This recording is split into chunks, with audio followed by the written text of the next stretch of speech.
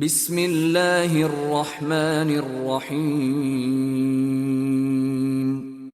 حضرت انس بن مالک رضی اللہ تعالیٰ عنہ بیان کرتے ہیں، رمضان آیا تو رسول اللہ صلی اللہ علیہ وسلم نے فرمایا، یہ مہینہ جو تمہارے پاس آیا ہے اس میں ایک رات ہے جو کہ 1000 مہینوں سے بہتر ہے، اور جو شخص اس سے محروم کر دیا گیا تو ہر قسم کی خیر و بھلائی سے محروم کر دیا گیا، اور اس کی خیر سے محروم شخص ہر قسم کی خیر و بھلائی سے محروم ہے۔ مشکات المصابی حدیث نمبر 1964۔ حضرت عبداللہ بن عمر رضی اللہ تعالیٰ عنہ سے روایت ہے کہ رسول اللہ صلی اللہ علیہ وسلم نے فرمایا، روزہ اور قرآن بندے کے لیے سفارش کریں گے۔ روزہ عرض کرے گا، رب جی میں نے دن کے وقت کھانے پینے اور خواہشات سے اسے روک رکھا، اس کے متعلق میری سفارش قبول فرما۔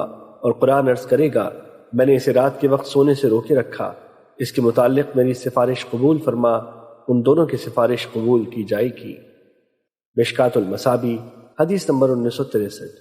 حضرت ابو ہریرہ رضی اللہ تعالیٰ عنہ بیان کرتے ہیں، رسول اللہ صلی اللہ علیہ وسلم نے فرمایا، جب رمضان کی پہلی رات ہوتی ہے تو شیاطین اور سرکش جنوں کو جکڑ دیا جاتا ہے، جہنم کے تمام دروازے بند کر دیے جاتے ہیں، ان میں سے کوئی دروازہ نہیں کھولا جاتا، اور جنت کے تمام دروازے کھول دیے جاتے ہیں اور ان میں سے کوئی دروازہ بند نہیں کیا جاتا، اور منادی کرنے والا اعلان کرتا ہے، خیر و بھلائی کے طالب آگے بڑھ، اور شرک کے طالب رک جا، اور اللہ کے لیے جہنم سے آزاد کردہ لوگ ہیں، اور ہر رات ایسے ہوتا ہے۔